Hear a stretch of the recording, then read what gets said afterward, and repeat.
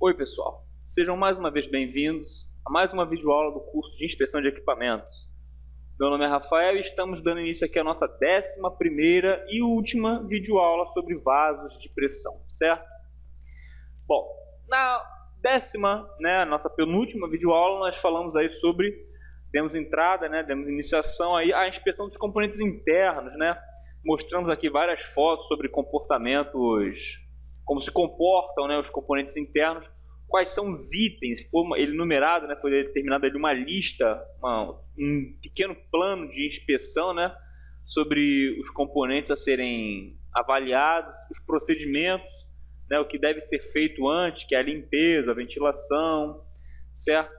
E nessa nossa última videoaula, nessa 11ª videoaula, vamos começar aqui a falar sobre os ENDs, basicamente aí sobre os ENDs de forma bem superficial, e vamos falar também sobre a aplicação dos ENDs para cada tipo de problema possível de ser encontrado, passível de ser encontrado aqui nos componentes internos dos nossos vasos de pressão, certo? Então, senhores, sem mais delongas, vamos dar início aqui ao fim da nossa matéria. Vamos lá. Ensaios não destrutivos, END. Os ENDs são executados nas regiões onde existem maior probabilidade de concentração de tensões, certo? Por exemplo, soldas e zonas termicamente afetadas, que são as regiões vizinhas ali, Mudança de formas, por exemplo, tampos e transições, certo? Ali geralmente há muito golpes, o golpe de Arriette, certo? Ocasionado pelos fluidos, certo? Ali é um ponto de concentração. Pontos de apoio, como por exemplo saias, colunas, etc., certo? Inclusive os pontos onde seu vaso repousa sobre o berço, certo? E nas chapas de reforço, como por exemplo nos bocais, nos clipes e nos apoios. E, mais uma vez dizendo, os próprios bocais, desde a boca de visita até o bocal de uma conexão, certo? Esses pontos são pontos aí que são passíveis de concentração de tensões, Justamente porque há muitos golpes, há a união de duas chapas, há um ponto aí onde o esforço mecânico é maior. Bom, a definição do END a ser usado depende do tipo de descontinuidade que se espera encontrar, certo? Ou seja, para cada tipo de descontinuidade prevista, tem aí como método de combate, inclusive de verificação, um tipo de END. A localização e forma da descontinuidade depende diretamente do mecanismo de deterioração mais provável que o vaso está sujeito, certo? Ou seja, onde está essa descontinuidade? Em que forma essa descontinuidade? Se ela é um poro, se ela é uma fissura, se ela é uma trinca, certo? Não sabemos. Depende de quê? Do mecanismo, ou seja, de que forma ela foi criada ali, Foi por um choque, um choque é um contato, no caso, ou foi por uma reação química, certo? Não sabemos. Então temos esse esquema aqui, mecanismo de deterioração linkado ao tipo de descontinuidade, que por sua vez, a partir daí, nós temos a seleção do END, certo? Ou seja, nós temos que conhecer o mecanismo da deterioração. O que causou aquela deterioração? Beleza, causou uma descontinuidade. Agora, vamos saber que tipo de descontinuidade esse mecanismo causou. Sabendo o tipo de descontinuidade, se é superficial, se é interna, nós vamos ter aqui a nossa escolha do ensaio não destrutivo para avaliar, certo? Vamos lá. Vamos aqui agora começar então, senhores, conforme eu havia lhes dito, combinado, vamos ter aqui listado alguns exemplos de descontinuidades, de problemas pertinentes aí aos componentes internos dos nossos vasos. E para cada um deles, vamos ter aqui o mecanismo, o tipo da descontinuidade causada por esse mecanismo, os locais onde estão mais propensos ao tipo de problema e o END mais indicado, certo? Vamos ao primeiro. Mecanismo de deterioração. Fadiga. Certo? A fadiga, que é um esforço mecânico de caráter cíclico, ou seja, causado por um esforço mecânico que se repete, segue um ciclo, certo? Repete, termina o esforço, repete de novo o esforço, termina, começa de novo o esforço, termina, certo? A fadiga, ela cria qual tipo de descontinuidade? Uma trinca superficial. Opa, se é uma trinca superficial, já sei que provavelmente o ultrassom e o raio-x serão dispensados, mas ainda não chegamos lá. Locais mais prováveis onde possam ocorrer fadiga. Pontos de concentração de tensão, certo? Onde ali, além de haver um excesso de tensão, né, uma concentração de tensão, há o quê? Um local onde há uma certa fragilidade metálica, certo?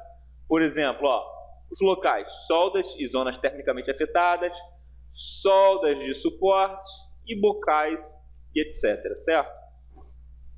E o END mais indicado, ó, como eu já lhes disse, partícula magnética ou líquido penetrante, certo? Porque essa trinca sendo superficial, qualquer um desses ensaios aqui poderiam detectar, certo? Inclusive o PM, que poderia ir até uma trinca subsuperficial, né? Bom, esse é o primeiro exemplo. Vamos lá, o segundo. Mecanismo de deterioração. Agora, fluência, que é o quê? É o esforço mecânico cíclico da fadiga, certo? Só que com um agravante, que é o quê? A alta temperatura, né? Então a fluência não é nada mais do que uma fadiga que ocorre em altas temperaturas como agravante. Tipo de descontinuidade: trinca superficial mais deformação. Por que deformação, gente? Porque se há um excesso de temperatura, o que acontece com o teu material, com o teu metal? Ele acaba tornando-se mais frágil. E por ser mais frágil, mas esse frágil, senhores, não entendam no sentido quebradiço. Entendam frágil como sendo... ele fica mais sujeito a deformação. É como se ele, de uma certa forma, entre aspas, senhores, amolecesse, né? Tendendo aí sempre ao ponto de fusão. Então ele tende ao quê? A se tornar cada vez mais mole. Então essa trinca superficial, ela é de caráter não frágil, né? Não é uma trinca frágil, é uma trinca plástica, né? Ela, além de trincar, ela deforma. Quais são os locais mais prováveis? Aqui, ó, pontos quentes, certo? Fluência é um esforço cíclico semelhante à fadiga, porém com o agravante do excesso de temperatura em pontos quentes do seu vaso, seja eles quais forem. Qual o END mais indicado? LP, partícula magnética ou líquido penetrante, mais a inspeção dimensional por conta dessa deformação. Porque se é um elemento a quente, se é uma deformação a quente, o projeto já sabe que aquele ponto ali, né, já prediz, né, que aquele ponto ali vai haver um castigo oriundo da fluência. Se a fluência causa trinca e deformação, a inspeção dimensional vai fazer o que ali? Verificar se essa deformação está dentro da tolerância prevista pelo projeto, certo? Se não estiver, deve ser removido aquele componente e colocado um novo. Se estiver dentro do limite, cabe ao projeto, em consonância com a inspeção aí, com o controle de qualidade, para verificar se vai utilizar ou não, certo? Bom, mecanismos de deterioração. Agora é um choque térmico, certo? Pode ser aí causado por uma confluência, né, um encontro de altas temperaturas com baixas temperaturas, ou com resfriamento muito rápido, né, não foi resfriamento gradativo. Isso acaba gerando uma certa têmpera que excede os limites, transformando-se assim então num choque térmico, certo? E esse tipo de descontinuidade causa o quê? O excesso dessa têmpera, né, uma trinca superficial também com deformação, certo? Uma deformação plástica, uma deformação que não volta ao lugar. Quais são os locais mais prováveis? Ó, pontos com variação de temperatura, certo? É óbvio, todos nós sabemos o conceito de choque térmico. Só que dentro dos parâmetros de grandezas industriais, certo? Isso aí ocorreu por quê? Houve uma diferença, a diferença de temperatura inicial e final foi muito grande. Mas ainda assim, o patamar, né, não foi feita a diferença a transformação, né, ou aumento ou a redução de temperatura de forma gradual, foi feita muito rápida, ou então, o que acontece? Esse aumento e essa redução de temperatura de forma cíclica, né? De forma constante, né? Você tem um trecho de um equipamento que está sempre superaquecendo e resfriando. Por mais que seja gradativo ou não, entendeu? Independente disso, se for um aumento e uma redução cíclica, né? Contínua ali, que fica repetindo várias e várias vezes, vai haver um choque térmico, certo?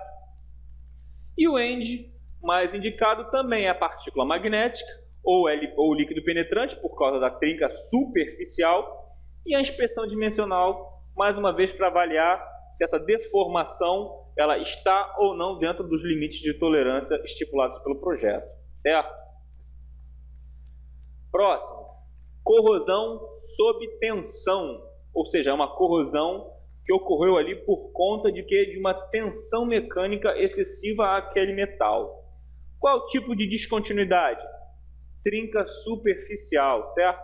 É uma trinca que vai ocorrer ali por conta daquele excesso de tensão, certo? Com alguns outros agravantes, mas principalmente por conta da tensão. Quais são os locais? Ponto de concentração de tensões. Atenção, senhores, ela é prevista, certo? Sendo que nem todo o corpo geral, né, de uma forma bem geral, né, de uma forma geral do seu vaso de pressão, ele não possui a mesma resistência, certo? Em toda a totalidade ali. Há pontos onde há o quê? Uma fragilidade, como nós já sabemos. E essas fragilidades são os pontos principais, os pontos mais propensos a uma corrosão sob tensão, porque nesses locais a corrosão é maior. Por exemplo, ó, vejam só comigo, locais mais prováveis, pontos de concentração de tensões, soldas, zona termicamente afetada, né? Que é aquela zona imediatamente próxima à solda ali que sofreu com o superaquecimento oriundo do processo de soldagem. Ó, solda de suportes. Por que a solda de suportes? O próprio nome já diz, suportes. Então ele está ali exposto o quê? A um esforço, a uma tensão mecânica dado ao que ele está suportando, ao esforço que ele está suportando ali. E é uma solda, né? Foi uma solda, o que já confere uma fragilidade feita em um material que também está exposto à fragilidade, certo? Bem como nos bocais. Como é uma trinca superficial, partícula magnética ou líquido penetrante atende bem à necessidade. Próximo mecanismo. Quase nós não vemos isso, né? A corrosão. Qual é o tipo de descontinuidade causada? Todos nós sabemos. Perda de massa metálica. No caso, perda de espessura metálica, certo? Locais mais favoráveis. Frestas, certo? Onde há aí a união de dois setores metálicos. Embaixo de depósitos, onde formam as incrustações e uma corrosão entre o substrato e essa incrustação. E no caso aqui, né, como já cansei de lhes falar, em toda a extensão metálica, ou seja, geral, tudo que for metal é passível de corrosão, certo? END mais indicado, ultrassom ou instrumento de medição. Por que ultrassom, senhores? Não há descontinuidade, senhores, internas. Porém, o ultrassom, bem como um instrumento de medição de espessura, utilizam propriedades ultrassônicas para avaliar aí, né, a sua espessura real, atual, né, em comparação com a espessura do as-built, né, do projeto, para verificar se está ou não dentro da tolerância, se essa perda aí ainda é aceitável, certo? Próximo mecanismo, deterioração pelo desprendimento de H2, né, do hidrogênio. Tipo de descontinuidade, trincas superficiais e internas, certo? Também é causa daquele empolamento na tinta e etc, né? Porém, observem, ó, trincas superficiais e trincas internas. Então, ó, locais mais prováveis, chapas com segregação, nós já vimos, e nas soldas. E para tratar, ó, trincas superficiais, partícula magnética ou líquido penetrante. E para as trincas internas, ultrassom. Certo? Vamos lá. Próximo mecanismo, erosão. Certo? Os agentes erosivos agora, qual é o tipo de descontinuidade? Idêntico ao da corrosão. A erosão, senhores, não é nada mais do que uma degradação do material por conta de quê? De agentes erosivos, ou seja, por conta do meio ambiente, do que a natureza, do que o ambiente que te rodeia lhe oferece. Certo? Locais mais prováveis, regiões de mudança de fluxo. Certo? Mudança de fluxo, o que é isso? Uma região onde haja o quê? Diferença de fluxo, haja o quê? Um desvio, ou então, não foi citado aqui, mas qualquer região do seu equipamento que esteja exposto a uma ação climática do lado externo ou até dentro, né, as regiões de mudança de fluxo. Qual é o END mais utilizado? Bom, se houve perda de espessura, não há o que discutir. Ultrassom ou instrumento de medição de espessura. Lembrando sempre que todos os dois, certo, têm a mesma finalidade, de verificar a espessura atual, certo? Próximo mecanismo, alterações metalúrgicas. Aí já estamos falando de propriedades metalúrgicas, né? Tipo de descontinuidade, trincas internas ou superficiais e alteração microestrutural.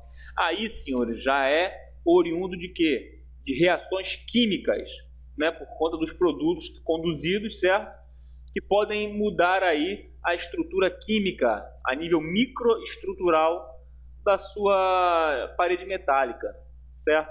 Quais são os locais mais prováveis?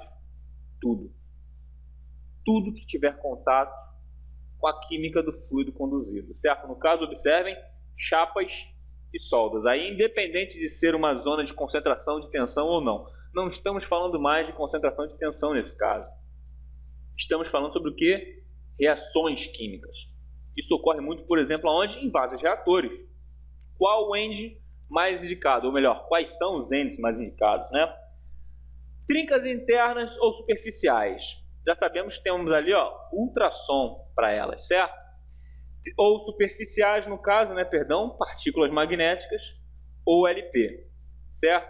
E alteração microestrutural. Aí nós temos que fazer uma coisinha chamada metalografia para saber quais são os novos componentes que fazem parte da nossa parede metálica e avaliar o que? Fazer testes de dureza, no caso Brinell ou Rockwell, qualquer que seja cabível, certo? Para avaliar se essa nova, né, se essa alteração metalúrgica compromete a resistência mecânica do metal com relação à sua resistência à dureza, certo?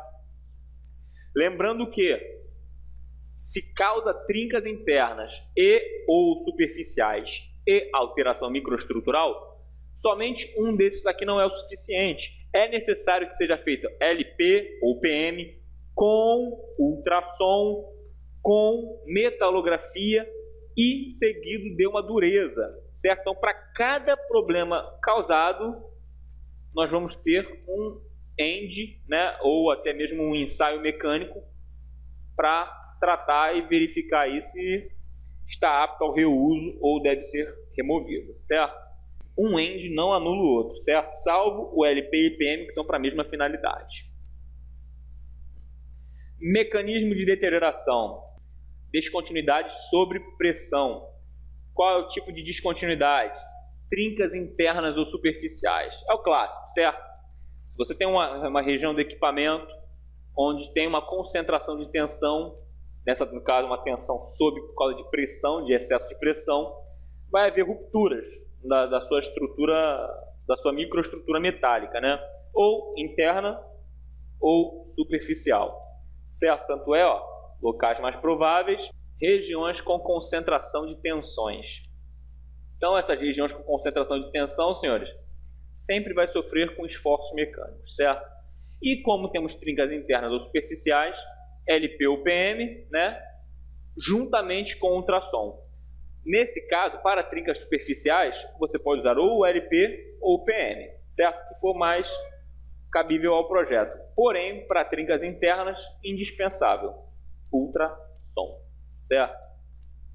Bom, temos aqui agora, senhores, ó, uma foto de um inspetor fazendo aqui, ó, se eu não me engano, isso aqui parece uma esfera, de gás. Está fazendo aqui a partícula magnética em um cordão de solda, certo? Isso aqui é chamado de partícula magnética via úmida, certo? Ó, ele aqui o yoke, ó, tá batendo aqui, certo? Temos aqui, ó, no mesmo equipamento, o inspetor fazendo aí o ensaio por ultrassom para verificar trincas internas, certo? Qualquer tipo de descontinuidade interna nessa região, certo? Bom, senhores, agora vamos dar início aqui a um breve comentário sobre medição de espessura nos vasos de pressão. Porque se é um equipamento sujeito à corrosão, ele sofre com perda de massa metálica. Então a medição de espessura está aí para combater diretamente, né, esse tipo de problema. A medição de espessura deve ser efetuada durante a execução da inspeção de segurança, podendo ser efetuada na inspeção externa ou interna, certo? Ou seja, a inspeção de medição de espessura ela é importantíssima, desde que seja de caráter externo, ou seja, você pode medir a espessura do seu vaso por fora, certo? Ou por dentro, não importa, certo? O importante é que seja feita a verificação da quantidade de perda de material, né? Se houve ou não. Todo vaso deve ser medido nos pontos de controle do registro de medições. Ou seja, o vaso, né, você tem pontos certos ali para você medir a espessura, inclusive está previsto lá no projeto, no próprio desenho você sabe quais são os pontos, certo? E deve ser medido aqui onde? Ó, nos pontos de controle do registro de medições, certo? Se uma perda excessiva de espessura for detectada, ou seja, além daquela que é permitida pelo projeto, ou seja, uma taxa de corrosão elevada ou vaso com espessura próxima da espessura mínima, novos pontos devem ser acrescentados à pesquisa. Ou seja, se você tem um ponto X, que ali houve um excesso de perda de espessura, você tem que avaliar a redondeza dele para saber qual é a extensão dessa região em que há essa perda de espessura, certo? E lembrando, senhores, cada equipamento tem uma importância, cada equipamento tem um parâmetro de operação, tem valores de operação. Então, para cada equipamento, para cada vaso de pressão, vai haver uma tolerância, vai haver o quê? Um limite permissivo de perda de massa metálica, certo? Depende da natureza do esforço que aquele vaso está sujeito, ao tipo de material, à espessura da parede, certo? Do projeto. Então, tudo isso influencia, ok? Ó, temos aqui a foto de um aparelho, né? Um dimeter, né? Chamado de dimeter. É um aparelhozinho que usa propriedades ultrassônicas, ó. Perceba que o cabo coaxial, o cabeçote aqui, ó, com cristal piezoelétrico dentro dele, né? Nosso transdutor. Esse cabeçote aqui com certeza é de duplo cristal e as informações dele são processadas e registrado aqui em número, né? Em valor numérico. Nesse caso aqui, pelo que eu posso ver, o inspetor está medindo em polegadas, né? Esse INzinho aqui significa polegadas. Bom, falemos agora também de uma forma superficial sobre o teste hidrostático, né? Só para ratificar. O teste hidrostático deve ser efetuado em atendimento ao plano de inspeção, certo? Naquela periodicidade que nós vimos anteriormente. E sempre que o vaso for submetido a reparos estruturais. Se vai fazer um reparo estrutural, é necessário sim o teste hidrostático, até mesmo para averiguar a capacidade de estanque da nossa estrutura, e não só da estrutura do vaso de pressão em si, mas a estrutura do berço, para saber se aquele berço ainda comporta o esforço, né, oriundo do peso do seu vaso de pressão. Antes da execução do teste hidrostático, deve ser verificado se as fundações estão adequadas, ou seja, como é que está a condição do fundo. Nós vamos verificar, porém, o que vai dar o aval final é se eles vão resistir ao peso do equipamento no momento do teste, certo? Na impossibilidade de execução de teste hidrostático, pode ser utilizado o teste pneumático, como nós já vimos anteriormente, ou outros ensaios a critério do profissional habilitado. nós já sabemos que quando, por exemplo, não puder ser aplicado a água, certo? Por motivos de impureza, de contaminação por impureza, ou da não possibilidade de ser molhado aquela estrutura interna, nós devemos aí utilizar o teste pneumático, sendo o principal ainda o hidrostático. A pressão de teste deve ser definida considerando o estado do equipamento quanto à corrosão, certo?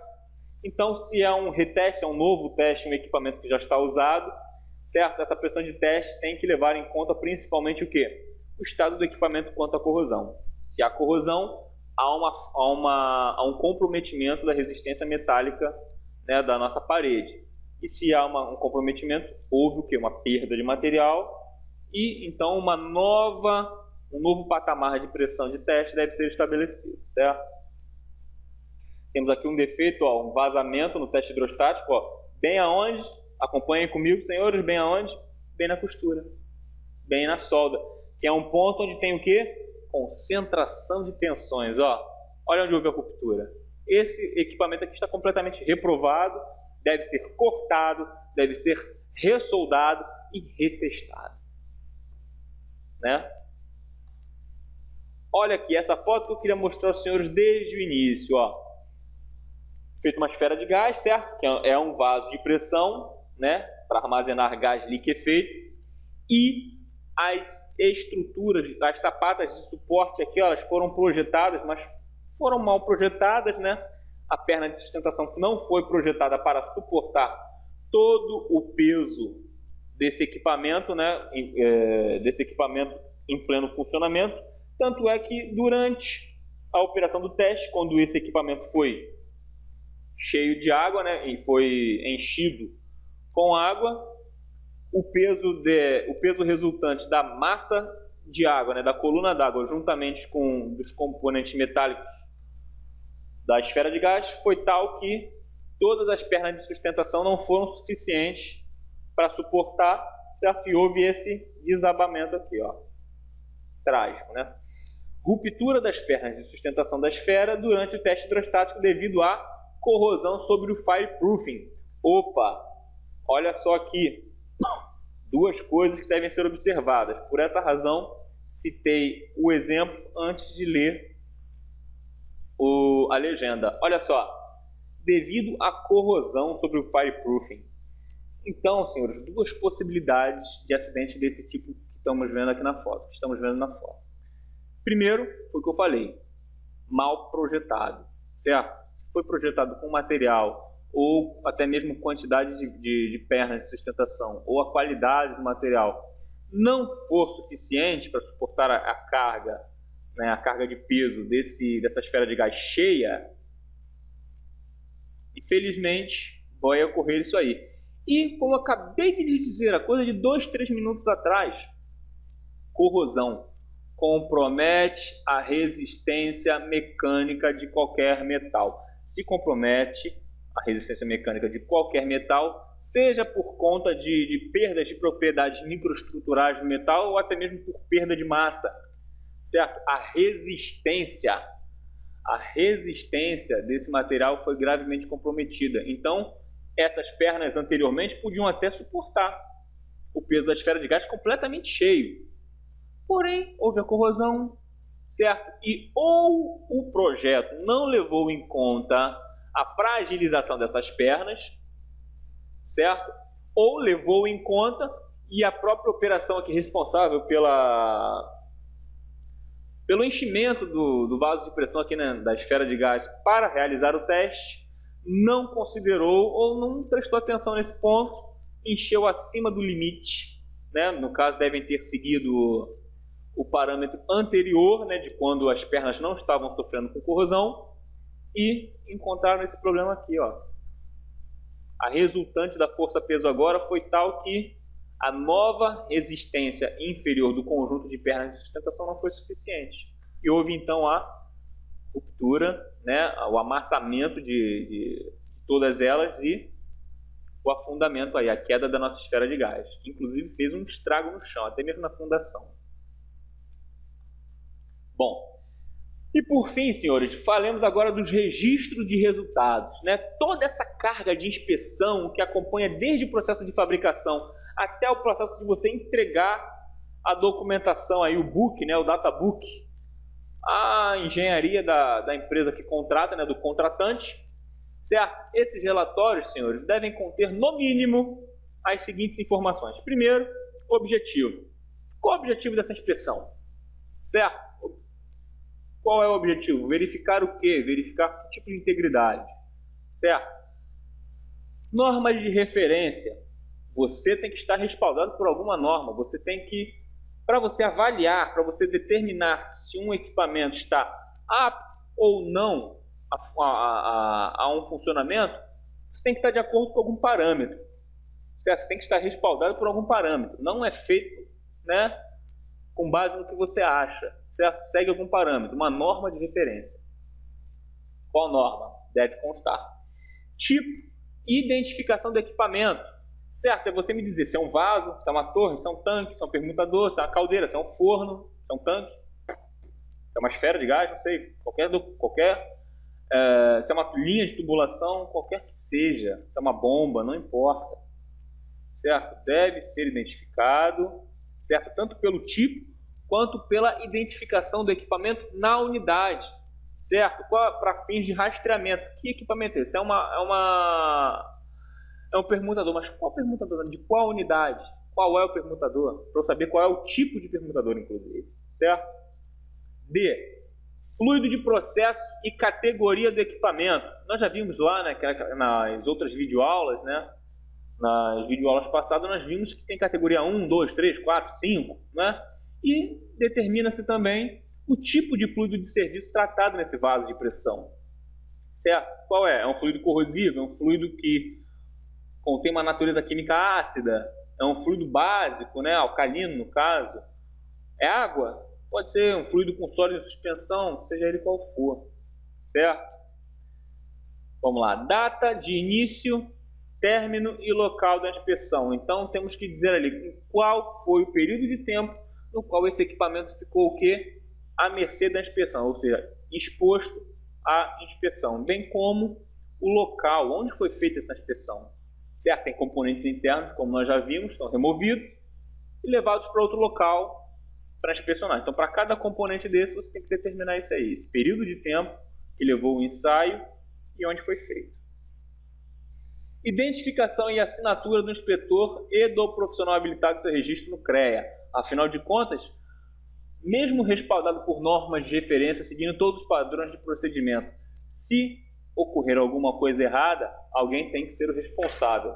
Esse alguém, senhores, é o senhor, certo? É o senhor inspetor com registro no Inmetro e registro no CREA, certo? Serve principalmente para isso o CREA, para poder identificar o responsável por aquela ação, certo? Por aquela obra de manutenção e inspeção, certo?